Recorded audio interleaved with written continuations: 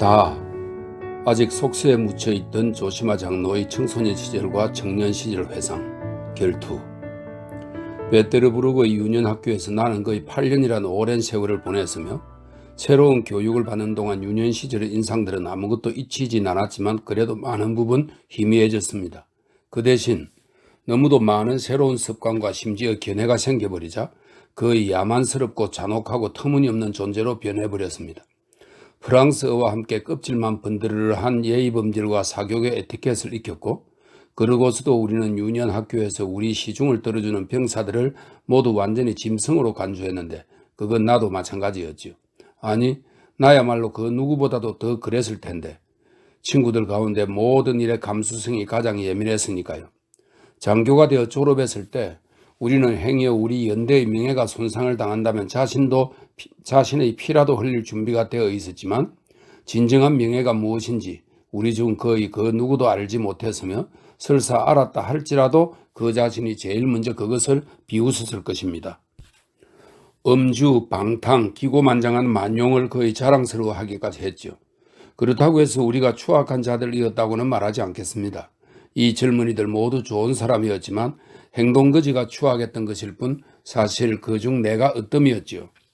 무엇보다도 나한테는 자금이 생긴 터라 젊은 혈기에 거침없이 자기 향락 속에 빠져 살기 시작했으니 모든 돛을 다 세우고 내달린 셈이었습니다. 그런데 참 신기한 노릇이었습니다. 그때도 책을 읽었을 뿐더러 심지어 독서에서 큰 만족까지 느꼈습니다. 하지만 성경 하나만은 그 무렵 펴보는 일도 거의 없었지만 그럼에도 절대로 그것을 떼놓지 않고 어딜 가든 들고 다녔습니다. 스스로도 잘 모르면서 하루만, 아니 1시간만 더, 한 달만, 1년만 더 하는 식으로 진정으로 이 책을 아꼈던 것입니다. 이렇게 4년 정도 복무한 뒤 나는 마침내 그 당시 우리의 부대가 있던 K시에 있게 되었습니다. 도시 사회는 다채롭고 사람도 많고 즐겁고 손님 접대도 훌륭하고 부유했으며 어디 가든 나를 잘 받아주었는데 이는 내가 원래 명랑한 성격의 소유자인데다가 사교계에서는 적지 않은 의미를 지니는 바 가난하지 않기로 돈이 제법 있는 자로 통했기 때문입니다. 그러던 차에 모든 일의 시발점이 된 사건이 하나 터졌습니다. 나는 젊고 아름다운 한 처자에게 연정을 품고 있었는데 영리하고 위엄있고 해맑고 고귀한 성격을 지녔으며 부모님들도 존경할 만한 사람들이었죠. 아랫 사람들이 수도 적지 않고 재산이나 영향력, 권세도 있었으며 나를 성심껏 상냥하게 맞아주곤 했습니다. 자, 이제 이 처자가 나한테 진정으로 마음이 있다 싶기만 하면 이런 몽상해졌자 내 마음은 활활 타올랐죠. 훗날에 가선 나는 그녀를 그 정도로까지 사랑한 건 아니고 그저 그녀의 지성과 고양된 성격을 존경했을 뿐이며 충분히 그런만 했다는 것을 간파하고 또 깨달았지만 말입니다. 여하튼 그놈의 이기심 때문에 나는 그때 청혼을 하지 않고 있었습니다. 그렇게 젊은 나이에 돈까지 있으니 방탕하고 자유분방한 독신 생활과 작별하는 것이 힘겹고 무서웠던 겁니다. 그러면서도 나는 상대에게 암시는 주곤 했습니다. 하지만 모든 결정적인 일본은 잠깐 미뤄뒀지요. 그런데 바로 그때 2달간 다른 군으로 파견을 가게 되는 일이 생겼습니다. 2달 뒤 돌아와 보니 뜻밖에도 처자가 이미 부유한 도시 근교의 지주와 결혼해 있는 상태였으니 그는 나보다는 몇 살 많긴 했지만 그럼에도 아직은 젊고 나와는 달리 수도의 상류사회에 좋은 연줄이 있고 극히 상냥할 뿐더러 더욱이 교육을 전혀 받지 못한 나와는 달리 교육까지 제대로 받은 사람이었습니다. 이 예기치 못한 사건에 충격을 받은 나머지 나는 거의 정신이 혼미해질 정도였습니다. 중요한 것은 그때 당장 알게 되었지만 이 젊은 지주가 이미 오래전부터 그녀의 약혼자였으며 나 자신이 그를 그들의 집에서 여러 번 보았건만 나 잘난 맛에 살다 보니 눈이 멀어 아무것도 눈치채지 못했다는 점이었습니다. 바로 이 때문에 나는 무엇보다도 모욕감을 느꼈습니다. 아니, 다들 거의 다 알고 있는데 어떻게 나 하나만 아무것도 몰랐단 말인가. 그러자 나는 갑자기 참을 수 없는 악의를 느꼈죠. 내가 그녀에게 내 사랑을 고백하다시피 한 일이 한두 번이 아니었건만 나를 말리지도 어떤 주의도 주지 않았다는 생각이 들자 얼굴이 새빨개졌으니 결국 그녀는 나를 비웃고 있었다는 결론이 나오지 않습니까? 훗날에 가서는 물론 비웃기는커녕 오히려 그녀가 먼저 그런 대화를 농담으로 막아버리고 대신 화제를 다른 데로 돌리곤 했다는 생각이 들었고 그런 기억도 났지만 하지만 그 당시에는 이런 생각이 들기는커녕 오로지 복수욕으로 불타올랐던 겁니다.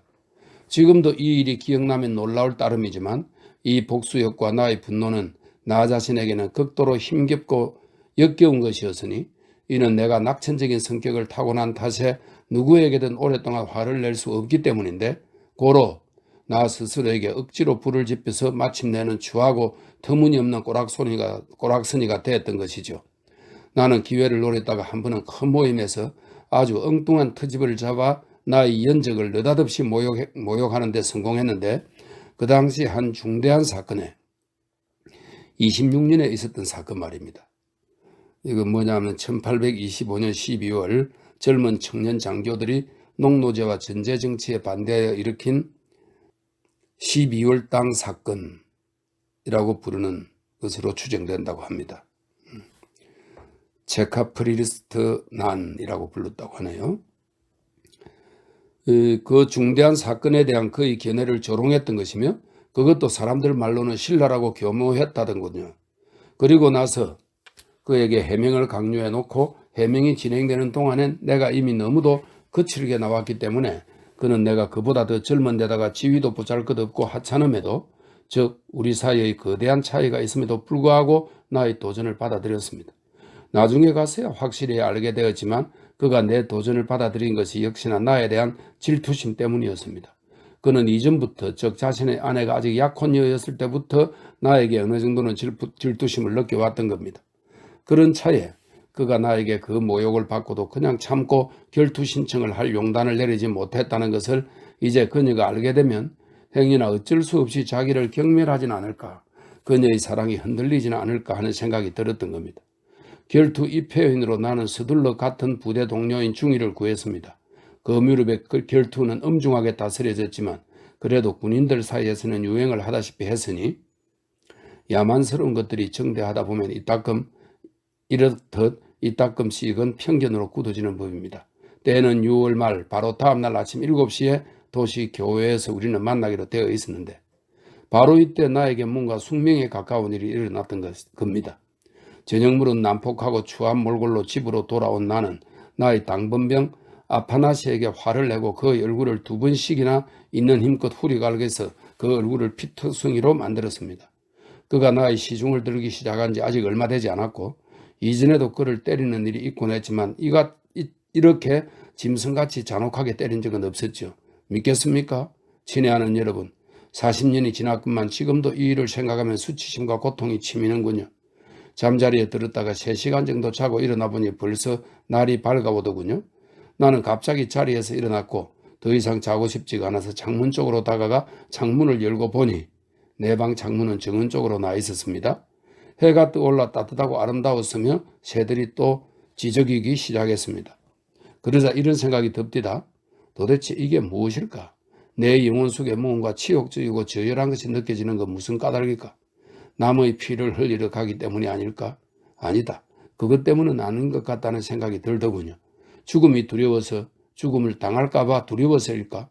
아니, 절대로 아니다. 그것도 절대로 아니고. 그러자 갑자기 그 즉시 무엇이 문제인지 깨달은 겁니다. 다름 아닌 어제 저녁 아파나시를 때린 것이 문제였던 것입니다. 갑자기 모든 것이 내 앞에서 재현됐고 꼭 새롭게 반복되는 것 같았습니다.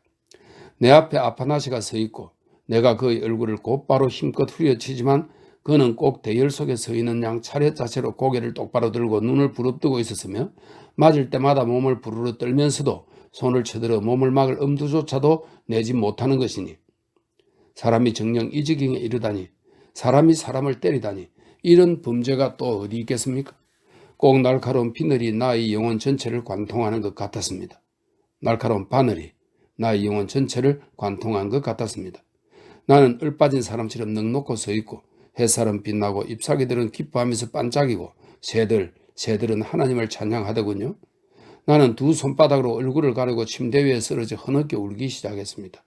그때 나는 나의 형 마르켈과 죽음을 앞두고 그가 하인들에게 했던 말, 나의 사랑스러운 이들, 선량한 이들이여, 무엇 때문에 여러분은 나에게 이렇게 잘 해주시는 겁니까? 무엇 때문에 나를 사랑하는 겁니까? 아니 제가 이런 걸 받을 자격이 있는 몸입니까? 떠올렸습니다. 그럼 나는 그럴 만한 자격이 있단 말인가? 라는 생각이 갑자기 내 머릿속을 스쳤습니다. 정말로 내가 하나님의 형상과 닮음으로 만들어진 나와 똑같이 생긴 다른 사람의 봉사를 받을 자격이 있단 말인가? 이런 질문이 난생 처음으로 나의 머릿속에 떠올랐습니다. 어머니, 나의 피와 같은 어머니, 참으로 사람은 누구나 모든 사람들 앞에서 모든 이들에 대해 죄인인데 그저 사람들이 모르고 있을 뿐이죠. 만약 알게 된다면 지금 당장 천국이 될 겁니다. 주여, 정녕 이것이 진실이 아니란 말입니까? 라며 나는 울면서 생각했습니다. 진정으로 나는 모든 이들에 대해 그 어떤 사람보다 더 많은 죄를 지었으며 세상의 그 어떤 사람들보다 더 나쁜 자입니다. 그러자 나에겐 갑자기 진리가 자신의 빛을 전부 발하며 나타났습니다. 나는 지금 무엇을 하러 가는 건가? 나에게 어떤 잘못도 하지 않은 선량하고 영리하고 고귀한 사람을 죽이려 이로써 그의 부인의 행복을 영원히 빼앗아 고통 속에서 죽게 만들러 가는 것이 아닌가. 나는 그렇게 베개에 얼굴을 품고 침대에 엎드린 채 시간이 어떻게 가는지도 전혀 몰랐습니다. 갑자기 나의 동료인 소유가 군총을 들고 나를 데리러 들어왔습니다. 자네가 벌써 일어났군. 잘 됐어. 시간이 됐으니 가세나. 바로 그 순간 나는 허둥지둥거리며 그야말로 어찌할 바를 몰랐지만 그래도 마차를 타러 나갔습니다. 여기서 잠깐만 기다리게 내가 그에게 말합니다. 혼자 잠깐 뛰어갔다 오겠네. 지갑을 두고 왔지 뭔가. 그러고는 혼자 집으로 돌아와 곧장 아파나시의 골방으로 뛰어들어갔습니다.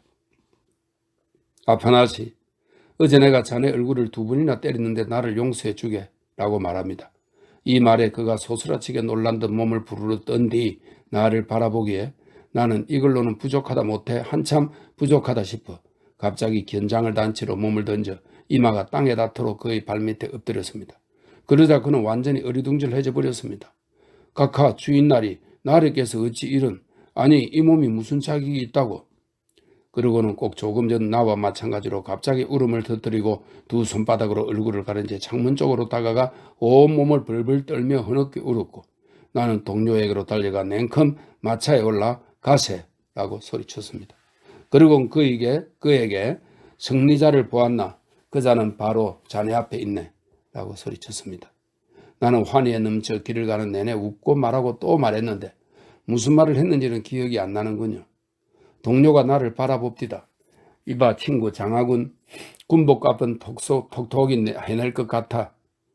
그렇게 우리가 목적지에 도착했을 때 상대방들은 진작 그곳에 와서 우리를 기다리고 있었습니다. 우리는 12걸음을 사이에 두고 서로 마주보고 섰으며 그가 먼저 쏘게 됐는데 나는 그 앞에 즐거운 마음으로 서서 곧장 얼굴을 맞대고 있을 때 눈 하나 깜빡하지 않고 정답게 그를 바라보았으니 내가 할 일을 알았던 것이지요. 그는 총을 쏘았는데 총알은 나의 뺨을 아주 살짝 스치고 귀끝에 약간 상처를 냈을 뿐이었습니다. 천만다행입니다 라고 내가 외쳤습니다. 사람을 죽이지 않았으니까요. 그러고서 나는 내 권총을 집어 뒤돌아서서는 멀리 숲속으로 휙 집어 던졌습니다. 네 놈이 있을 곳은 저기다라고 외쳤죠. 그러곤 적수에게 몸을 돌렸습니다. 친애하는 선생님이라고 내가 외쳤습니다. 저를, 이 어리석은 젊은이를 용서해 주십시오. 제 잘못으로 인해 당신을 모욕하고 지금은 총을 쏘도록 강요했습니다. 저 자신이 당신보다 10배 아니 그보다 더 나쁜 놈입니다. 이 점을 당신이 이 세상에서 그 누구보다 존경하는 저 부인에게 전해주십시오. 내가 이 말을 하자마자 그들 세 사람이 이구동성으로 소리쳤습니다. 이게 무슨 수작이요? 나의 정술은 이렇게 말하면서 심지어 화를 내기까지 했습니다. 아니 싸울 마음도 없었으면서 무엇 때문에 이 고생을 하게 만든 거요? 나는 어제는 어리석었지만 오늘은 영리해졌기 때문입니다. 라고 그에게 명랑하게 대답했습니다. 그러자 어제 일은 믿겠지만 오늘 일은 당신의 견해만으로 납득하기 힘들군요. 라고 말합니다. 브라보 이렇게 외치면서 나는 손바닥을 탁 쳤습니다. 당신의 그 말씀에 저도 동의합니다. 다 제 잘못이죠. 자 그럼 친애하는 선생 쏘겠소 쏘지 않겠소? 저는 쏘지 않겠습니다. 원하신다면 당신은 한 번 더 쏴도 되지만 다만 당신도 쏘지 않는 편이 더 나을 겁니다. 라고 내가 말합니다. 결투 입회인들 특히 내 쪽 사람이 아니 이렇게 연대를 욕보이다니 결투선 앞에 서서 용서를 구하다니 정말 이럴 줄은 몰랐어 라고 소리칩니다. 그러자 나는 웃음을 거두고 그들 모두 앞에 섰습니다. 여러분 정녕 우리 시대는 이제 자신의 어리석음을 뉘우치고 자신의 잘못을 공개적으로 사죄하는 사람을 이렇게 놀란 눈으로 맞이할 정도가 된 것입니까? 라고 내가 말합니다. 결투선 앞에서 그러지는 말아야 될 거 아니야. 나의 결투 입회인이 다시 소리칩니다. 바로 그 점이 라고 내가 그들에게 대답합니다. 바로 그 점이 놀랍다는 말입니다. 이곳에 도착하자마자 저분이 총을 쏘기 전에 사죄를 함으로써 저분을 치명적인 대죄로 끌어들이지 말았어야 옳았구만. 사교계 생활을 하면서 우리가 스스로를 너무도 추하게 만들었기 때문에 그러한 행위 자체가 거의 불가능했던 것이니, 왜냐하면 내가 12걸음 떨어진 곳에서 저분의 총탄의 발사를 견뎌낸 뒤에야 비로소 나의 말이 이제는 뭐든 저분에게 의미를 지닐 수 있지. 만약 발사 전 여기에 도착 직후였다면 그저 급쟁이야, 권총에 놀란 거야, 저놈 말은 들을 가치가 없어 하고 말했을 겁니다. 여러분, 나는 갑자기 온 마음을 다해 소리쳤습니다. 주위를, 하나님의 선물들을 둘러보십시오. 맑은 하늘, 신선한 공기, 부드러운 풀, 작은 새들. 자연은 아름답고 죄 없는 것이거늘 오직 우리 하나만의 믿음이 부족하고 어리석어서 인생이 천국이라는 것을 모르고 있으니, 우리가 이해하려고만 들면 당장 천국은 그 아름다움을 10분 발휘할 것이고 우리는 얼싸안고 울 것입니다. 나는 말을 좀 더 계속하고 싶었지만 그럴 수가 없었는데, 숨까지 탁 막히고 젊음만이 누릴 수 있는 달콤함이 밀어닥치면서 평생 동안 결코 느껴보지 못한 행복감이 가슴 가득 넘쳐났습니다. 이 모든 것이 지당하고 경건하군요. 결투 상대자가 나에게 말합니다. 하지만 어쨌거나 당신은 독특한 사람이요. 비웃어도 좋습니다 라고 말하면서 나도 그를 향해 웃습니다. 그래도 나중에는 칭찬을 하실 겁니다. 아니, 지금이라도 칭찬할 용의가 있으면 자, 이렇게 당신에게 손을 내밀고 악수를 청하는 바요. 당신은 정말로 진실한 사람인 것 같으니 말이요. 아닙니다. 지금은 안 됩니다. 훗날 제가 더 좋은 사람이 되어 당신의 존경을 받을 자격이 생기면 그때 손을 내밀어 주십시오. 그게 좋을 겁니다. 우리는 집으로 돌아왔는데 나의 결투 입회인은 길을 가는 내게 내내 욕설을 퍼부었지만 나는 그에게 키스를 했습니다. 곧 모든 동료들이 바로 그날 나를 재판하러 몰려들었습니다. 군복을 더럽혔으니 차라리 퇴역을 해라. 옹호자들도 나타났습니다. 어쨌거나 총탄 앞에서 버텼잖아. 그렇긴 하지만 또 다른 총탄이 두려워 결투선 앞에서 용서를 빌었어. 그러자 옹호자들이 총탄을 두려워했다면 용서를 빌기 전에 우선 자기 총으로 쏘았겠지만 그는 장전된 총을 숲으로 내던졌잖아. 천만에 이건 무언가 다른 것, 독특한 것이야. 나는 그들을 즐겁게 바라보면서 듣고 있습니다. 친애에 맞지 않는 벗들이여 동료들이여 라며 내가 말합니다. 내가 퇴역하지 않을까 싶어 염려하지 말게. 벌써 그렇게 했거든. 바로 오늘 아침에 이미 관청에 퇴역 신청서를 제출했으니 허가가 떨어지는 대로 곧장 수도원으로 갈 거야. 바로 이것을 위해서 퇴역하는 거니까. 내 말이 떨어지자마자 하나에서 열까지 다들 으하하 홍소를 터뜨렸습니다. 처음부터 알려줬더라면 좋잖아. 이제야 모든 것이 설명되는군. 수도승을 이러쿵저러쿵 재판을 할 수는 없지 않나. 다들 정신없이 웃었지만 냉소 따위는 전혀 아니라 너무도 다정하게 즐거운 웃음이었으니 나를 가장 광포하게 비난한 자들을 비롯하여 모든 사람들이 갑자기 나를 사랑하게 된 것이었으며, 이어 퇴역서가 나올 때까지 한 달 동안은 아이고 이놈의 수도승이라면서 꼭 나를 품에 안고 어르듯 했습니다. 또한 누구나 나에게 다정스러운 말을 건네며 생각을 고쳐먹으라고 설득하기도 하고 심지어 가엾이 여기기까지 했죠. 아니, 자네 지금 무슨 짓을 하려는 겐가?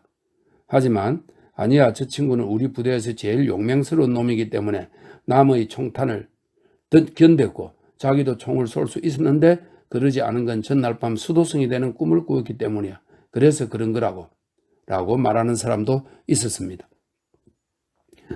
도시의 사교계에서도 거의 똑같은 일이 일어났습니다. 이전에는 나한테 특별한 주의를 기울이지 않고 그냥 반갑게 맞아들여주는 정도였지만 이제는 갑자기 다들 앞을 다투어 나에게 아른 체를 하고 자기 집에 부르기 시작했습니다. 나를 비웃으면서도 나를 사랑했던 것이죠. 여기서 지적해 둘 것이 있는데 비록 그때 다들 우리의 결투에 대해 큰 소리로 떠들어대지만 당국은 이 일을 무마시켰으니 이는 나의 결투 상대가 우리 장군의 가까운 친척이었고 일이 피를 흘리지도 않고 무슨 장난처럼 끝난 데다가 마침내 내가 퇴역 신청서를 제출함으로써 정말로 장난이 되고 말았기 때문이죠. 그래서 사람들이 웃어댄다고 해도 악의에 찬 것이 아니라 좋은 마음에서 나오는 것이었으므로 나도 사람들이 웃으면 아랑곳하지 않고 큰 소리로 겁없이 말하기 시작했습니다. 이런 대화들은 모두 대부분이 부인들의 저녁 모임에서 나왔는데 그때마다 여성들이 내 말을 듣는 걸 더 좋아하여 남성들에게도 들으라고 강요하곤 했지요. 아니 어떻게 내가 모든 이들에 대해 죄인일 수가 있는 거죠? 라며 누구나 내 눈에다 대고 웃었죠. 뭐 그럼 내가 예를 들어 당신에 대해서도 죄인일 수 있는 건가요? 하긴 여러분이 어떻게 이것을 이해할 수 있겠습니까? 라면서 내가 그들의 대답합니다. 전 세계가 이미 오래전에 다른 길로 들어섰고 우리는 순전한 거짓을 진리로 간주하고 다른 이들에게도 그런 거짓을 요구하고 있으니 말입니다. 자, 나는 평생 딱 한 번 참된 행동을 했건만 어떻게 됐습니까? 여러분 모두에게 꼭 유로지버이가 되지 않았습니까? 여러분은 저를 좋아하게 됐지만 그러면서도 저를 비웃고 또 비웃고 있지 않습니까? 라고 말했죠. 아니 어떻게 당신 같은 분을 좋아하지 않을 수 있겠어요? 이렇게 말하면서 여주인은 나를 향해 큰 소리로 웃었는데 그녀의 모임에는 사람이 많았답니다. 갑자기 부인들 중에서 가장 젊은 한 부인이 일어나는 것이 보였으니 그 젊은 부인은 그때 내가 결투를 하게 된 원인이자 얼마 전만 하더라도 내가 나의 신부감으로 간주했던 바로 그녀였구만. 나는 여태껏 그녀가 이 저녁 모임에 왔다는 것도 알아채지 못하고 있었던 겁니다. 그녀는 자리에서 일어나 나에게로 다가와서는 손을 내밀었습니다. 실례지만 제가 당신을 비웃지 않는 첫 번째 사람이라는 걸 꼭 말씀드리고 싶습니다.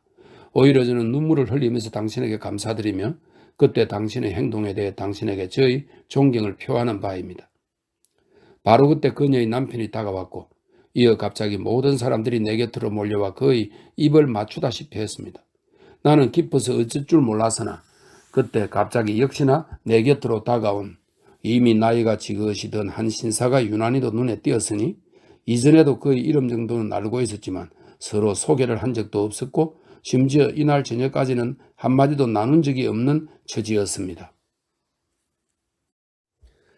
라, 신비스러운 방문객. 그는 이미 오래전부터 우리 도시에서 관직 생활을 해온 자로서 모든 사람들로부터 존경받는 높은 지위의 부유한 사람이었고 자선가로도 유명하여 양로원과 고아원에 상당한 금액을 기부했으며 그 외에도 훗날 그가 죽은 이후 밝혀진 바 사람들 몰래 익명으로도 많은 자선 행위를 했습니다. 나이는 50살 정도, 그의 준엄하다 싶은 외모 그리고 말이 없는 편이었지요. 젊은 부인과 결혼한 지는 10년도 채 안 됐으며 그녀와의 사이에 3명의 어린아이들이 있습니다. 그런데 다음날 저녁 내가 집에 있는데 갑자기 내 방의 문이 열리더니 바로 이 신사가 들어오는 것입니다. 여기서 지적해둬야 될 것이 있습니다.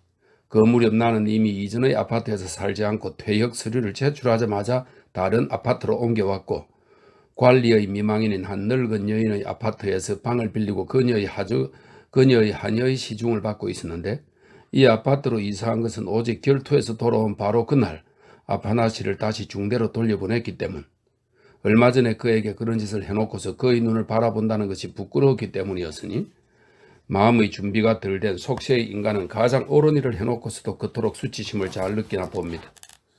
저는 하고 내 방에 들어온 신사가 말합니다. 벌써 며칠째 여러 집에서 대단한 호기심을 갖고 당신의 말을 들어오다가 마침내 당신과 개인적으로 인사를 나누고 좀 더 상세하게 얘기를 해보고 싶어졌습니다.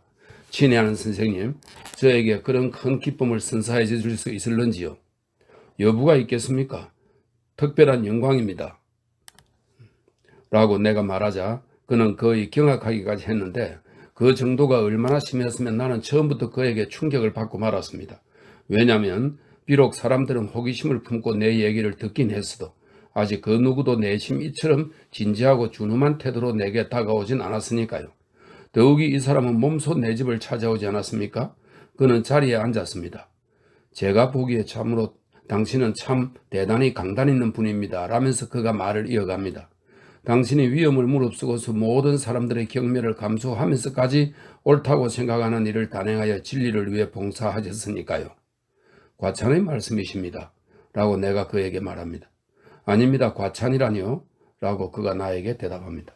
그런 행동을 하는 것은 당신이 생각하는 것보다 훨씬 더 어렵습니다. 라면서 그가 말을 이어갑니다. 실은 오직 이 점이 저에게 충격을 안겨주었고 이 때문에 당신을 찾아온 것입니다. 저의 무척이나 천한 호기심을 경멸하지 않으신다면 그리고 기억이 나신다면 결투에서 용서를 빌기로 마음먹은 그 순간에 당신이 정확히 무엇을 느꼈는지를 저에게 묘사해 주실 수 있겠습니까? 제 질문을 경박함의 소치로 여기지 말아 주십시오. 오히려 이런 질문을 하는 것은 제 나름대로 말 못할 목적이 있기 때문이며 하나님이 우리를 더욱더 가깝게 이어주신다면 필경 나중에는 당신에게 설명을 드리겠습니다.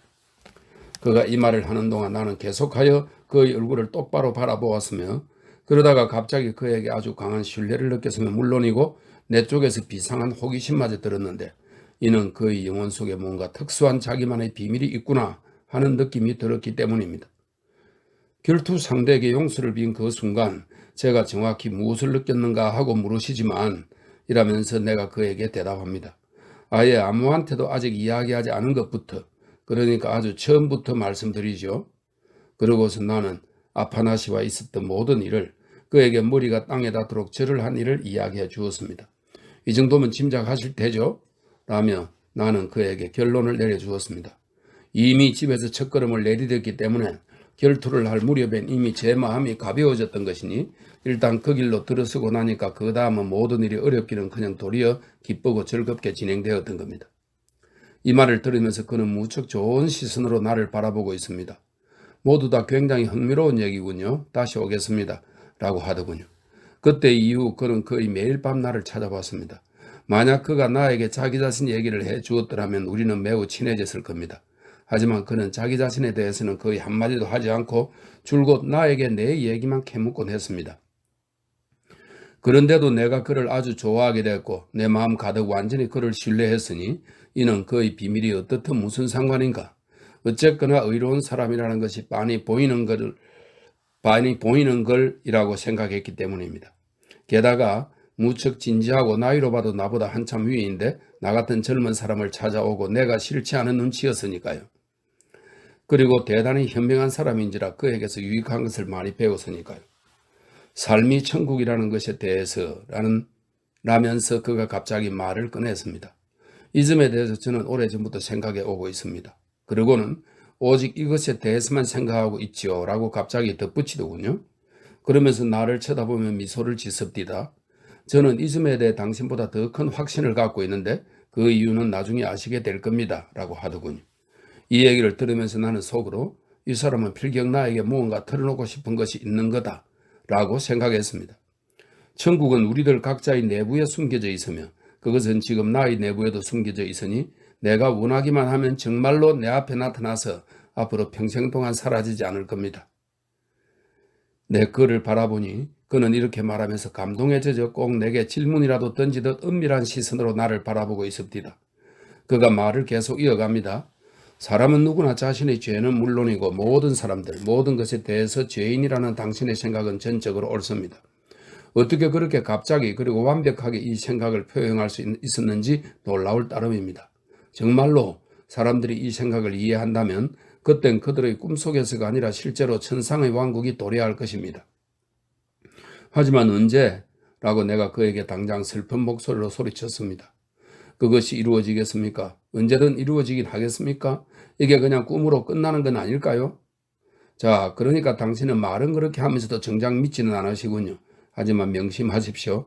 당신이 말한 대로 이 꿈은 틀림없이 실현될 것이니 이 점을 믿으시되 다만 모든 움직임에는 자기만의 법칙이 있기 때문에 지금 그렇게 되진 않을 겁니다. 이것은 영혼과 관련된 심리적인 문제입니다. 세상을 새롭게 개조하려면 사람들 자신이 정신적으로 다른 길로 몸을 돌려야만 합니다. 사람들 각자가 정말로 형제가 되기 전에는 형제에도 도래하지 않을 겁니다.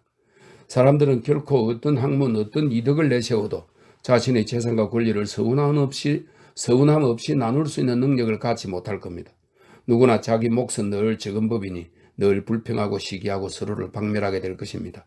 이것이 언제 실현될지 당신은 묻고 있습니다. 실현되긴 하겠지만 우선 인간의 고립의 시기가 종말을 구해야만 합니다. 고립이라니요? 내가 그에게 묻습니다. 그 고립이란 지금 곳곳에 만연되어 있고 우리 시대에는 특히 더 그렇지만 이 고립의 시대는 아직 완전한 종말을 구하지는 않았습니다. 왜냐하면 지금은 누구나 자신의 얼굴을 가장 많이 부각시키지 못해 안달하고 자신의 내부에서만 삶의 충만함을 경험하고자 하지만 이 모든 노력의 결과란 사실 삶의 충만함이 아니라 오히려 완전한 자살일 따름이기 때문이며 자기 존재를 완전히 규정짓는 대신 완전한 고립에 빠져버리기 때문입니다. 우리 시대에는 모든 사람들이 개개의 단위들로 분리되었고 각자 자신의 동굴 속에 고립되어서 다른 사람에게서 멀어져 몸을 숨기고 자신이 갖고 있는 것도 또 숨기고 그러다 결국에는 자기도 사람들로부터 내쳐지고 또 자기 스스로도 사람들을 내치게 되는 것이지요. 고립된 채 부를 축적하면서 이제 나는 얼마나 강한가, 생활이 얼마나 안정되었는가 생각하지만 부를 축적하면 할수록 더더욱 자살과 같은 무기력에 빠져든다는 것을 이 정신 나간 자는 모르는 겁니다. 그러니까 자기 하나만 희망을 거는 것에 익숙해진 채 전체로부터 분리되어 개별적 단위가 되었고 사람들의 도움도 숫자 사람들과 인류도 믿지 못하도록 자신의 영혼을 길들인 탓에 그저 자신의 돈이나 자기가 손에 넣은 권리가 없어질까봐 벌벌 떨 뿐이지요. 지금의 인류의 지성은 어딜 가나 참다운 인간 생활을 보장해 주는 것은 고립된 개개인의 노력이 아니라 인류 전체의 통합에 있다는 말을 이해 아래 들지 않고 비아냥거릴 따름입니다. 하지만 반드시 이 무서운 고립도 때가 되면 종말을 고할 것이며 모든 사람들은 서로서로 분리되었다는 것이 얼마나 부자연스러운 일이었는지를 일시에 이해할 것입니다. 시대의 흐름이 이미 그렇게 될 것이니 그토록 오랫동안 암흑 속에 갇혀 빛을 보지 못할 것에 놀라워할 것입니다. 그때 인간의 아들의 표식이 하늘에 나타날 것입니다. 하지만 그때까지는 어쨌거나 깃발을 소중히 간직해야 하며 더욱이 비록 유로집의 신세를 진다고 할지라도 혼자서라도 인간은 갑자기 모범을 보이면서 형제적인 소통의 위협을 달성하기 위해 영혼을 고립 상태에서 끌어내어야 합니다. 이는 위대한 사상이 죽지 않도록 하기 위해서입니다. 자, 우리는 저녁마다 이렇게 열렬하고 환희에 찬 대화를 나누며 하루하루를 보냈습니다. 나는 심지어 사교교에도 발을 끊고 남의 집 방문도 훨씬 더 드물어졌으며 그뿐만 아니라 나의 인기도 신압으로 저물어가고 있었습니다. 이 말은 비난조로 하는 소리가 아닌데 왜냐하면 사람들은 여전히 나를 사랑하고 내게 즐겁게 대해주었으니까요. 어쨌거나 속세에서는 유행이란 것이 정말로 적지 않은 위력을 발휘한다는 사실을 인정해야 합니다.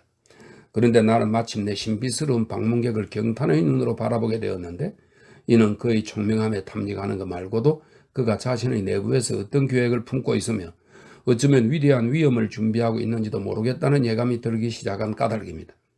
한편으론 내가 겉으로 떼어놓고 그의 비밀에 호기심을 보인 것도 아니고 직접적으로 무슨 암시를 던지건 여하튼 그런 걸 캐묻지 않은 것이 그의 마음에 들었는지도 모르겠습니다.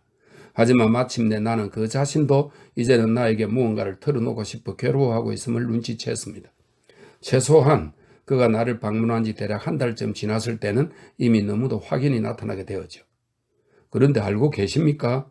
라면서 그가 어느 날 나에게 물었습니다. 시내에서는 우리 두 사람에게 대단한 호기심을 보이면서 제가 당신의 집에 이토록 자주 떠나드는 것을 놀라워하고 있습니다. 하지만 그들이 뭐라고 하도 무슨 상관인가요? 곧 모든 것이 해명될 터인데. 이따금씩 그는 굉장한 흥분에 사로잡혀오곤 했으며 이런 경우에는 거의 언제나 자리에서 일어나 획 가버렸습니다. 이따금씩은 오랫동안 꼭 나를 뚫으지라 바라보곤 해서 이제 곧 무슨 얘기를 하겠군 이라는 생각이 들지만 갑자기 말을 바꿔서는 아무거나 익히 알려져 있고 일상적인 것에 대해 말을 꺼내곤 하는 것이었습니다. 머리가 아프다고 호소하는 일도 역시 잦아졌습니다. 그러던 어느 날 그토록 길고 열렬하게 이야기를 한 뒤에 보니 전혀 뜻밖에도 갑자기 그의 얼굴이 새하얗게 질리고 완전히 일그러지더니 그가 나를 뚫어져라 응시하고 있지 않습니까? 아니 왜 그러십니까? 내가 말합니다. 어디가 불편하십니까? 그는 역시나 머리가 아프다고 호소했습니다. 저는 아시겠습니까? 저는 사람을 죽인 적이 있습니다. 이 말을 하면서 그는 미소를 짓고 있었지만 그 얼굴은 분필처럼 새하였습니다. 무엇 때문에 이렇게 미소를 짓는 것일까? 내가 무엇을 아직 정리하기도 전에 이런 생각이 갑자기 나의 심장을 관통했습니다. 나 역시도 얼굴이 새하얘졌습니다. 대체 무슨 말씀이십니까? 내가 그에게 소리칩니다. 그러니까 말입니다. 여전히 창백한 미소를 머금은 채 그가 나에게 대답합니다. 이 첫마디를 하기가 얼마나 힘들었는지 모릅니다. 이제 말을 꺼냈으니 제 길로 들어선 셈입니다. 어디 한번 가봅시다. 오랫동안 나는 그의 말을 믿지 못했고 더욱이 한 번만에 믿을 수 있는 일도 아니었지만 그가 사흘 내내 나를 찾아와 나에게 모든 것을 상세하게 이야기한 뒤에야 믿게 되었습니다. 그를 정신나간 사람으로 간주했지만 결국에 가서는 그것이 사실임을 확신하게 되었고 극히 대단한 괴로움과 놀라움을 느꼈습니다. 그에 의해 엄청나고 무서운 범죄가 자행되었으니 14년 전 어느 젊고 아름다운 부유한 부인, 우리 동네를 방문할 때 거처로 쓰려고 시내에 자기 집을 갖고 있었던 미망인 여지주가 그 희생양이었습니다. 그녀에게 크나큰 사랑을 느낀 그는 그녀에게 사랑을 고백하고 자기한테 시집을 오라고 권유하기 시작했습니다. 하지만 그녀는 이미 다른 사람에게 마음을 주고 있었는데 그는 계급이 제법 높은 명망 있는 군인으로서 그때 마침 원정을 떠나 있었지만 그녀는 그가 곧 자기 곁으로 돌아오리라 기다리고 있던 터였습니다. 그래서 그녀는 그의 청혼을 거절했고 자기 집에 오지 말아달라고 부탁했습니다. 그는 발을 끊었지만 그녀의 집의 구조를 잘 알고 있던 터라 발각될 위험을 무릅쓰고서 참으로 대단한 담력을 발휘하여 정원에서 지붕을 넘어 그녀의 방으로 잠입했습니다. 하지만 아주 흔히 그렇듯 비상할 정도의 담력을 갖고 자행되는 범죄일수록 다른 것들보다 더 자주 성공하는 법이지요. 지붕창을 통해 그 집의 다락방으로 들어간 뒤 그는 사다리 끝에 있는 문이 하인들의 부주의로 종종 잠겨 있지 않는 때가 있다는 것을 알고 있었기 때문에 다락방의 사다리를 타고 아래 그녀가 거주하는 방으로 내려갔습니다. 이런 부주의한 실수가 있길 바랐던 것인데 이번에도 때마침 그렇게 잠겨 있지 않았던 것이죠. 그 실로 잠입한 그는 어둠 속을 더듬어 램프가 켜져 있는 그녀의 침실로 들어갔습니다. 그런데 하필 우연의 장난인 양 그녀의 두 몸종 처녀들이 주인 마님한테 아뢰지도 않고 몰래 같은 거리에 있는 이웃집의 영명축일 파티에 가버린 것이었습니다. 나머지 하인들과 하녀들은 아래층의 행랑채와 부엌에서 자고 있었습니다. 잠자는 여인의 모습을 보자 그의 내부에서는 열정이 불타올랐지만 다음 순간 복수욕과 질투에 가득 찬 악의가 그의 심장을 거머쥐었고 그는 술에 취한 듯 그의 제정신을 잃은 채 그녀에게로 다가가서 그녀의 가슴에 곧바로 칼을 꽂았으니 그녀는 비명도 지르지 못했습니다. 그 다음에는 지옥과 같은 범죄자의 지능을 발휘하여 하인들의 소행인 양 여겨지게끔 일을 꾸몄지요. 선뜻 그녀의 지갑을 훔쳤고 베개 밑에서 꺼낸 열쇠로 그녀의 장롱을 열고서 꼭 무식한 하인의 소행인 양 보이게끔 물건들을 몇 개 꺼냈는데 다시 말해서 유가증권은 남겨두되 현금은 싹 훔치고 크기가 좀 큰 몇 가지 기금속은 훔치되 그것보다 10배는 더 값이 나가지만 크기가 작은 물건들은 무시해버렸던 것입니다. 그러고서도 스스로에게 기념이 될 만한 것을 좀 더 훔쳤지만 이것에 대해서는 나중에 얘기하기로 합시다. 이 끔찍한 일을 저지르고서 그는 왔던 길로 나왔습니다. 대소동이 일어난 다음 날도 그 다음 날에도 평생 동안 결코 그 누구도 이 진짜 흉악꿈을 의심하지 않았던 것입니다. 게다가 그가 그녀를 사랑했던 건 아무도 몰랐는데 왜냐하면 그는 언제나 말이 없고 비사교적인 성격이어서 자신의 속마음을 털어놓을 만한 친구도 없었기 때문입니다. 그는 그저 살해된 여인의 지인 정도, 그나마도 그다지 가깝지 않은 지인으로 간주되었으며 이는 최근 2주 동안 그가 그녀를 방문하지도 않았기 때문입니다. 당장 협인을 뒤집어 쓴 것은 그녀의 농노이자 하인인 표터로서 때마침 재반 상황들이 이 혐의를 확정해주는 쪽으로 딱 맞아 떨어졌으니 그녀가 자신의 농노 중에서 차출을 해야 할 신병으로 그를 점찍었음을 표터로 자신도 알고 있었고 또 고인이 된 부인도 숨기지 않았는데 이는 그가 홀몸인데다가 분명히 방정하지 못했기 때문이었습니다. 그가 어느 술집에서 술이 취해서는 너무 분한 마음에 그녀를 죽여버리겠다고 얼음장을 놓는 것을 사람들은 들어왔던 것이죠. 그녀의 죽음이 있기 이틀 전에 그는 도망을 쳐서 도시 어딘가 알려지지 않은 장소에서 살고 있었습니다. 살인이 있고 난 바로 다음 날 그는 도시 교회로 나가는 길목, 그야말로 길바닥에서 발견되었는데 술이 떡이 되어 산 송장이나 다름없었고 호주머니에는 자신의 칼을 갖고 있었고 거기다가 무엇 때문인지 오른쪽 손바닥에 피로 물들어 있었던 겁니다. 그가 코피가 난 것이라고 우겼지만 그를 믿어주지 않았습니다. 여주인의 몸종들은 잔치집에 가 있었기 때문에 그들이 돌아올 때까지 현관문은 잠겨 있지 않았다고 자백했습니다. 이외에도 무고한 하인을 체포할 만한 이와 비슷한 증거들이 많이 나타났습니다. 그는 체포되었고 재판이 시작되었지만 때마침 일주일 뒤에 이 죄수가 열병에 걸려 알아눕더니 의식불명의 상태에서 병원에서 죽어버렸습니다. 이로써 사건은 일단락되어 하나님의 뜻에 맡겨졌으며 다들 재판관들이며 당국이며 사국이며 할 것 없이 이 범죄는 다름 아닌 죽은 하인의 소행이었다고 확신했죠. 하지만 그 다음부터 벌이 시작되었습니다. 이 신비스러운 방문객, 이제는 이미 나의 친구가 된 그는 처음에는 숫제 양심의 가책도 느끼지 못했노라고 나에게 말했습니다. 오랫동안 괴로워하긴 했지만 그 이유는 그 때문이 아니라 사랑하는 여인을 죽여버렸다는 것, 이제 더 이상 그녀는 없다는 것, 열정의 불꽃은 그의 피 속에 남아있건만 그녀를 죽임으로써 자신의 사랑마저도 죽여버렸다는 아쉬움 때문이죠. 하지만 무고한 피를 흘리게 했다는 것, 사람을 죽였다는 것에 대해서는 그 당시 거의 생각도 하지 않았습니다.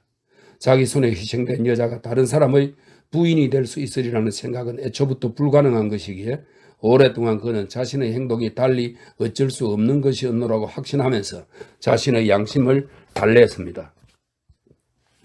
그래도 처음에는 하인이 체포된 것 때문에 다소 괴로워했지만 죄수가고 병이 나서 죽어버리자 마음이 편했는데 이는 그가 죽은 것이 체포나 경악으로 인한 것이 아니라 도망을 다니던 동안 산 송장처럼 술에 취해 밤새도록 축축한 땅에서 뒹굴다가 생긴 감기 때문이었음이 아무리 봐도 명백했던 것입니다. 훔친 물건과 돈에 대해서는 마음에 캥기는 것이 거의 없었는데 이는 그것이 탐나서가 아니라 혐의를 다른 데로 돌리기 위해 훔친 것이기 때문이었습니다. 훔친 것은 다 해봐야 얼마 되지 않았고 그는 곧 그 금액을 전부 심지어 그보다 더 많은 금액을 그 당시 지어진 우리 도시의 양로원에 기증했습니다. 일부러 이런 일까지 한 것은 절도 행위에 관해 자기 양심을 편하게 하기 위해서였는데 놀랄만한 일은 한동안 그것도 제법 오랫동안 정말로 마음이 편해졌다는 것이니 그랬노라고 그가 직접 나에게 얘기해 주더군요.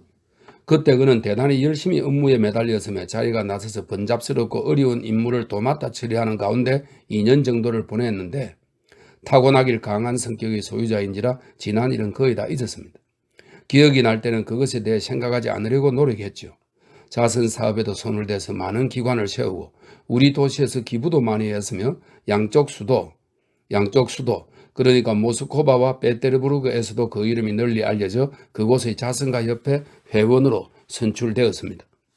하지만 그럼에도 결국에는 고통스러운 생각에 잠기기 시작했으니 도저히 자기 힘으로 감당이 되지 않는 것이었습니다. 바로 그때 어느 아름답고 현명한 아가씨가 그의 마음에 들었으며 그는 결혼을 통해 자신의 고립한 그 우수를 쫓아버릴 수 있으리라. 새로운 길로 들어서 아내와 아이들에 대한 자신의 의무를 열성적으로 이행함으로써 옛 추억들로부터 완전히 멀어지게 되리라 꿈꾸면서 곧 그녀와 결혼했습니다. 하지만 이번에야말로 그의 예상과는 정반대 일이 일어났습니다.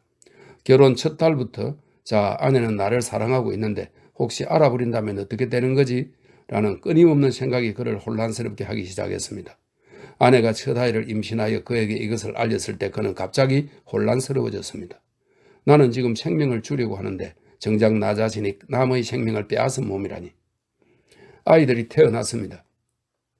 어떻게 내가 감히 이들을 사랑하고 가르치고 교육시킬 수 있을 것인가? 어떻게 내가 그들에게 선행에 대해서 말할 수 있을 것인가? 남의 피를 흘린 몸인 내가. 아이들은 아름답게 자라나고 그들을 어루만지고 싶어졌습니다. 하지만 나는 이들의 순결하고 해맑은 얼굴을 바라볼 수 없다. 그럴 자격도 없는 놈이다. 마침내 자기 손에 죽은 희생양의 피, 파멸해버린 그녀의 젊은 생명, 복수를 울부짖는 피가 무섭고 쓰라리게 어른거리기 시작했습니다. 그는 악몽을 꾸기 시작했습니다. 하지만 강심장이었기 때문에 고통을 오랫동안 참았습니다. 나의 엄밀한 고통으로 모든 죄가 사해질 것이다. 하지만 이 희망도 헛된 것이었습니다. 시간이 갈수록 고통은 더 심해졌습니다. 사회에서는 다들 그의 엄격하고 엄울한 성격을 두려워하면서도 자선행위 덕분에 그를 존경하기 시작했지만 존경을 많이 받으면 받을수록 그는 점점 더 참을 수 없게 됐습니다. 그는 나에게 자살을 할까 하는 생각도 했노라고 고백했습니다. 하지만 그 대신 그에게는 다른 꿈이 어른거리기 시작했으니 그 꿈은 처음에는 불가능한 미친 짓이라고 생각되었지만 결국에는 그의 심장에 그물이처럼 찰싹 달라붙어 도저히 떨어지질 않았습니다. 그의 꿈은 바로 군중 앞으로 분연히 떨치고 나가 모든 사람들에게 자기가 사람을 죽였노라고 공표하는 것이었습니다. 이런 꿈을 품고 3년 정도를 보내는 동안 그것은 그에게 줄곧 다양한 형태로 나타났습니다. 마침내 그는 자신의 범죄를 공표함으로써 자신의 영혼을 틀림없이 치료하고 단번에 영원토록 평온을 얻으리라고 온 마음으로 믿게 되었습니다. 하지만 이런 확신이 생긴 뒤에도 어떻게 이행할 것인가를 생각하면 마음속으로 공포가 치밀어 올랐습니다. 바로 그때 갑자기 나의 결투 사건이 일어났던 것입니다. 당신을 보면서 나는 이제 마음을 정했습니다. 나는 그를 바라봅니다. 아니, 나는 손바닥을 치면서 그를 향해 외쳤습니다. 어떻게 그렇게 하찮은 사건이 당신의 마음속에서 그런 결단을 불러일으킬 수 있었단 말입니까? 저의 결단은 3년 전에 생겨났습니다. 그가 나에게 대답합니다. 당신의 사건은 그저 그것에 최후의 자극을 가했을 뿐입니다. 당신을 보면서 스스로를 책망했고 당신을 부러워했거든요. 그는 내게 이 말을 하면서 준엄한 표정마저 지었습니다. 사람들이 당신 말을 믿지 않을 겁니다. 내가 그에게 한마디 했습니다. 14년이 지났지 않습니까? 증거가 아주 유력한 증거가 있습니다. 제시하겠습니다. 그때 나는 울음을 터뜨리면서 그에게 입을 맞추었습니다. 나를 위해 한 가지 문제를 해결해 주십시오. 한 가지를. 그는 나에게 말했습니다. 바로 아내와 아이들 말입니다. 아내는 어쩌면 괴로워하다가 죽어버릴 것이고 아이들은 귀족 자기와 영지를 빼앗기지는 않더라도 영원토록 흉악부모의 자식으로 살아갈 테죠. 내가 아이들이 마음속에 그런 기억을 남겨주다니요. 나는 침묵합니다. 그들과 헤어져야 합니까? 그들을 영원히 버려야 합니까? 그것도 영원토록 말입니다. 나는 앉아서 속으로 말없이 기도를 속삭입니다. 마침내 나는 자리에서 일어났는데 무서워졌습니다. 어쩌죠 정말? 그가 나를 바라봅니다. 가십시오 라고 내가 말합니다. 사람들에게 널리 공표하십시오. 모든 것은 사라지고 진리만이 남을 것입니다. 아이들이 자라면 당신의 위대한 결단에 얼마나 많은 관대함이 들어있었는지 이해할 겁니다. 그때 그는 꼭 그야말로 마음을 정한 것처럼 떠나갔습니다. 하지만 그 다음에는 2주일이 넘도록 나를 찾아오면서도 매일 밤 연이어 줄곧 채비만 할 뿐 여전히 마음을 정하지 못하고 있었습니다. 그는 나의 마음을 괴롭혔습니다. 그런가 하면 확고한 마음으로 와서는 감동에 젖어 이야기하기도 합니다. 공표하기만 하면 당장 나에게 천국이 꼭 도래할 것을 알고 있습니다. 14년 동안 지옥에서 살았습니다. 고통받고 싶습니다. 고통을 받아들이고 살기 시작할 것입니다. 그 짓으로 세상을 살다 보면 결코 뒤로 돌아갈 수 없는 법. 이제는 내 가까운 이웃은 물론이고 나의 아이들마저도 감히 사랑하지 못하겠습니다. 맙소사, 어떻든 아이들도 나의 고통이 얼마나 큰 대가를 치를 것인지를 이해하여 나를 비난하지 않을 겁니다. 주님은 힘이 아니라 진리 속에 계시니까요. 다들 당신의 위협을 이해할 겁니다. 내가 그에게 말합니다. 지금이 아니라면 나중에라도 이해할 것이니 당신은 진리에, 더 높은 진리에 봉사했으니까요. 지상의 것이 아닌 진리에. 그러고는 그는 마음의 위안을 받은 듯 내게서 떠나가지만 다음 날에는 갑자기 다시금 험악하고 창백해진 얼굴로 나타나 냉소적으로 말합니다. 내가 당신이 방에 들어올 때마다 호기심 어린 눈으로 나를 쳐다보는군요. 이번에도 공표를 안 했단 말인가? 라고. 조금만 더 기다리십시오. 너무 경멸하지는 마시고요. 당신이 생각하시는 만큼 그렇게 쉽게 되는 일이 아닙니다. 어쩌면 나는 아예 그렇게 하지 않을지도 모릅니다. 그런다고 해서 설마 나를 밀고 하러 가진 않겠죠? 나는 우매한 호기심을 품고 그를 살펴보기는커녕 숫째 그를 쳐다보는 것 자체가 무서워졌습니다. 나는 병이 날 정도로 괴로웠고 나의 영혼은 눈물로 가득 찼습니다. 심지어 밤에 잠을 못 이룰 정도였지요. 나는 지금 하고 그가 말을 이어갑니다. 아내에게서 오는 길입니다. 아내라는 것이 뭔지 아십니까? 아이들은 내가 떠나올 때 나에게 안녕히 다녀오세요. 아빠 얼른 와서 우리랑 어린이 독본을 읽어요. 라고 소리쳤습니다. 아니 당신은 이것을 이해하지 못할 겁니다. 남의 불행은 이해하지 못하는 법이니까요. 그의 눈은 번뜩였으며 입술에는 파르르 경련이 일었습니다. 그러더니 갑자기 주먹으로 탁자를 탁 쳤기 때문에 탁자 위에 있는 물건들이 튀어오를 정도였는데 몹시 부드러운 사람이어서 이런 일은 처음이었습니다. 정말 이럴 필요가 있을까요? 그가 소리쳤습니다. 꼭 그래야만 할까요? 누가 유죄 판결을 받은 것도 아니고 나 때문에 누가 감옥 신세를 진 것도 아니지 않습니까? 그 아이는 병으로 죽은 겁니다. 나로 인해 흘려진 피해에 대해서는 고통으로서 벌을 받았습니다. 더욱이 내 말을 믿을 사람도 없고 내가 무슨 증거를 제시해도 안 믿을 겁니다. 꼭 공표해야 할까요? 꼭 그래야 할까요?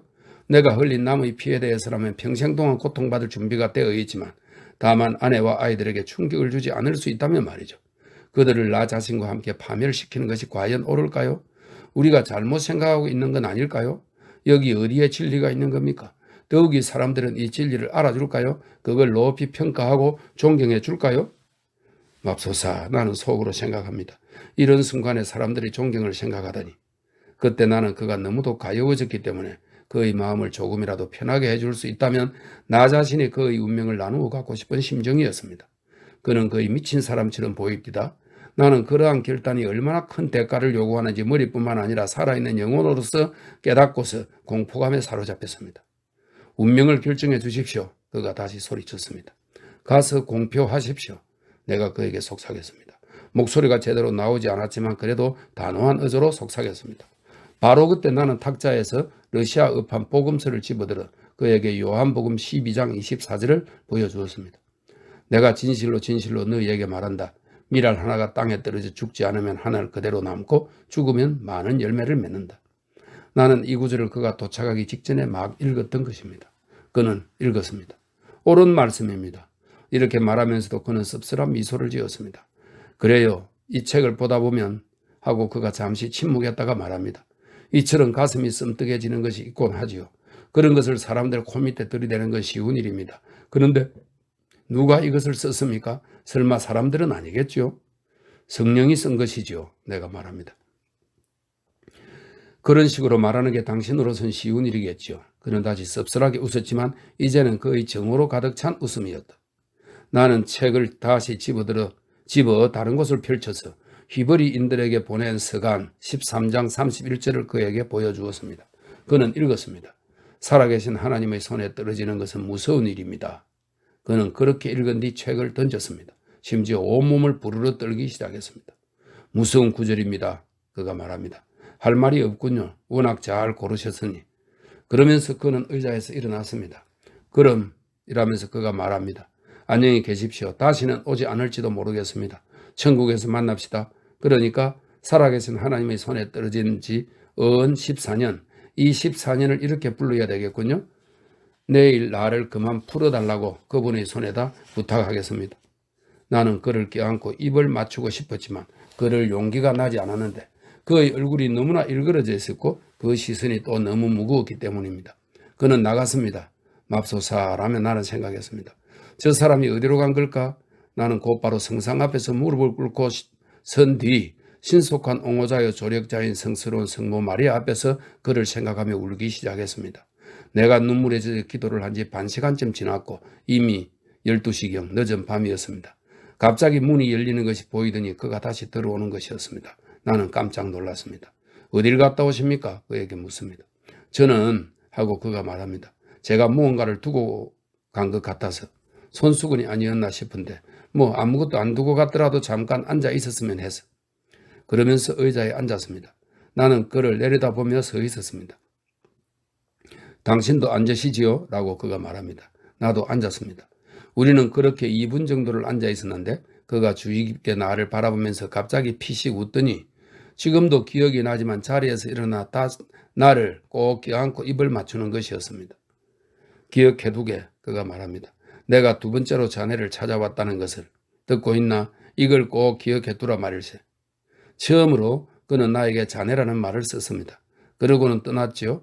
내일이다 나는 생각했습니다. 정말로 그렇게 되었습니다. 그날 저녁만 해도 나는 내일이 마침 그의 생일이라는 것을 몰랐습니다.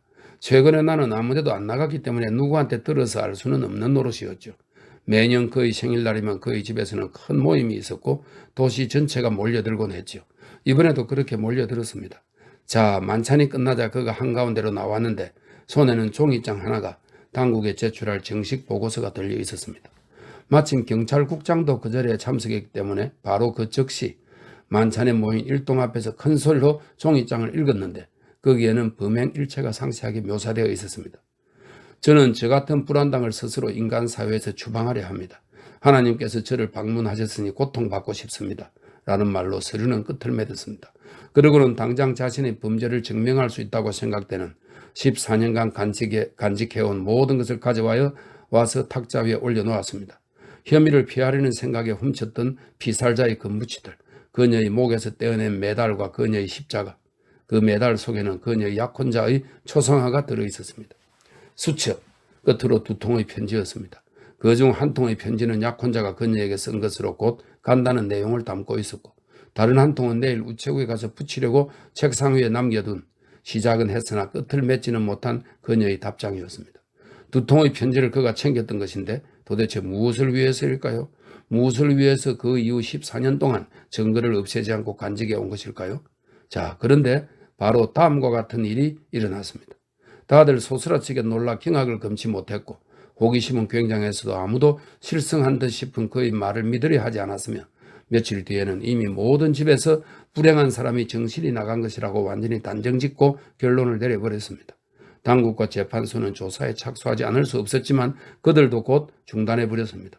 설사 제시된 물건과 편지를 보면 심사숙고하지 않을 수 없는 상황이었다고 해도, 또 만약 이 서류가 신빙성이 있다 할지라도 어쨌거나 이 서류만을 근거로 최종적인 유죄 판결을 내릴 수는 없다는 결론이 났던 것입니다. 게다가 이 물건들은 그녀와 알고 지낸 사이였던 만큼 그녀가 그에게 직접 맡긴 것일 수도 있지 않습니까? 하지만 이후에는 이 물건들이 진짜 피살자의 것이었음이 피살자의 많은 지인들과 친지들을 통해서 검증되었으며 여기에는 의심의 여지가 있을 수 없다는 얘기를 들었습니다. 그럼에도 이 사건은 다시금 종결될 수 없는 성질의 것이었습니다. 닷새쯤 뒤에 모든 사람들은 이 순환자가 병이 났으며 목숨이 위태롭다는 것을 알게 됐으니까요. 무슨 병이었는지는 설명할 수 없지만 심장장애라고들 말했는데 그의 부인의 강청에 따라 의사위원회에서 그에게 정신감정을 실시한 결과 그에게는 이미 정신 이상의 징후가 있다는 결론이 나왔다는 사실도 알려졌습니다. 사람들이 내게 질문 공세를 퍼부었을 때도 나는 아무것도 불지 않았지만 내가 그에게 병문안을 가고 싶어 했을 때는 오랫동안 내게 욕을 퍼부었고 특히 그의 부인이 더 심했습니다. 그녀가 내게 말하더군요. 이건 당신이 그분의 마음을 어지럽혔기 때문입니다. 전에도 엄울한 성격이긴 했지만 최근 1년간은 모든 사람들이 눈치를 챌 정도로 비정상적인 흥분이나 이상한 행동들을 보이곤 했는데 그때 때마침 당신이 그분을 파멸시킨 거예요. 그러니까 당신이 그분을 붙들어 놓고 이상한 것들을 주입시켰고 그분은 지난 한 달 내내 당신 곁을 떠난 적이 없으니까요. 어쩌겠습니까? 부인뿐만 아니라 도시의 모든 사람들이 나에게 덤벼들어 나를 비난했으니 말입니다. 이건 전부 다 당신 탓입니다. 라고 하더군요. 나는 잠자코 있었지만 내심 기뻤는데 이는 하나님이 자기 스스로에게 맞서 일어섰으며 스스로를 벌한 자에게 틀림없는 자비를 베풀었음을 보았기 때문이죠. 저는 그가 정신 이상이라는 것을 믿을 수 없었습니다. 그나저나 마침내 나는 그와의 면회를 허락받았는데 그가 먼저 나와 작별 인사를 나누고 싶다고 집요하게 요구했던 것입니다. 안으로 들어서자 나는 대번에 그에게 며칠은커녕 몇 시간도 남아있지 않음을 알았습니다. 그는 허약하고 신누룩해 떠 있었으며 손은 부들부들 떨리고 숨을 헐떡였지만 그래도 시선은 감동과 기쁨에 젖어 있었습니다. 이루어졌네, 나에게 말했습니다. 오래전부터 자네를 보고 싶었구만. 왜 오지 않았나? 나는 사람들이 그와의 면회를 허락하지 않았다는 얘기는 그에게 하지 않았습니다. 하나님이 나를 어여삐 여겨서 자네 곁으로 부르는 것이야. 내가 죽어가고 있다는 건 알지만 그 오랜 세월 이후 처음으로 기쁨과 평화를 맛보고 있네. 응당해야 했던 것을 이행하자마자 일시에 내 영혼 속에서 천국을 느꼈던 거야. 이제는 감히 내 아이들을 사랑할 수도 아이들에게 입을 맞출 수도 있겠네. 내 말을 믿지 않아. 아내도 나의 재판관들도 아무도 믿지 않았지. 아이들도 결코 믿지 않겠지. 이것만 보더라도 나의 아이들을 향한 하나님의 자비를 알 수 있다네. 내가 죽더라도 내 이름은 아이들에게 오점 하나 없는 청렴한 것으로 남을 테지. 이제는 하나님을 예감하면서 마음이 꼭 천국에 있는 양 즐겁다네. 의무를 이행했으니. 말도 제대로 할 수 없을 만큼 숨을 헐떡이면서 그는 내 손을 열렬하게 쥐고 불타는 듯한 눈빛으로 나를 바라보더군요. 하지만 우리는 그다지 오랫동안 얘기를 나누지 못했는데 그의 아내가 끊임없이 우리를 훔쳐봤기 때문이죠. 어쨌거나 나에게 다음과 같은 말을 속삭일 시간은 있었습니다. 그런데 그때 내가 두 번째로 자네의 집에 찾았던 걸 기억하나? 자정의 말일세? 그러고는 자네에게 그걸 꼭 기억에 두라고 한 것도 무엇 때문에 들어갔는지는 알고 있나? 실은 자네를 죽이려고 갔던 거라네. 나는 몸을 부르르 떨었다. 그때 나는 자네의 집을 나와서 암흑으로 뒤덮인 거리를 배회하며 나 자신과 싸웠다네. 그러자 갑자기 자네가 너무 증오스러워져서 그의 심장이 터질 지경이었지. 이제 저놈만이 유일하게 나를 옥죄는 사람, 나의 판관이다. 저놈이 모든 것을 알고 있는 이상 이미 내일의 벌은 거부할 수 없는 것이다 라는 생각이 들었다네. 자네가 나를 밀고 할까봐 무서웠던 것이 아니라 자수하지 않으면 저놈 얼굴을 어떻게 볼 것인가 라는 생각이 들었던 거야. 비록 자네가 이 세상 끝 어디에 있다고 할지라도 버젓이 살아있다면 어쨌거나 자네가 살아있어서 모든 것을 알고 있고 나를 심판한다는 이 생각은 정말 참을 수 없는 것이지. 나는 자네를 증오했네. 마치 모든 원인, 모든 책임이 자네에게 있는 양. 그때 자네의 방을 다시 찾았을 때 나는 자네의 탁자 위에 당금이 놓여있던 걸 기억하네. 나는 자리에 앉았고 자네에게도 앉으라고 부탁한 뒤 꼬박 1분간 생각했지. 만약 내가 자네를 죽였다면 나는 옛날의 범죄를 공표하지 않았다고 해도 어쨌거나 자네를 죽인 것으로 인해 파멸했을 것이야. 하지만 나는 그 순간에는 이런 생각은 전혀 하지도 않았고 그러고 싶지도 않았지.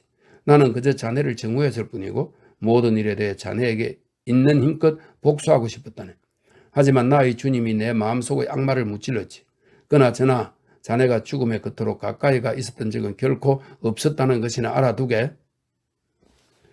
일주일 뒤 그는 죽었습니다. 그의 관이 무덤까지 가는 길에 도시의 모든 사람들이 동행했습니다. 대사제의 감격에 찬 조사가 있었습니다.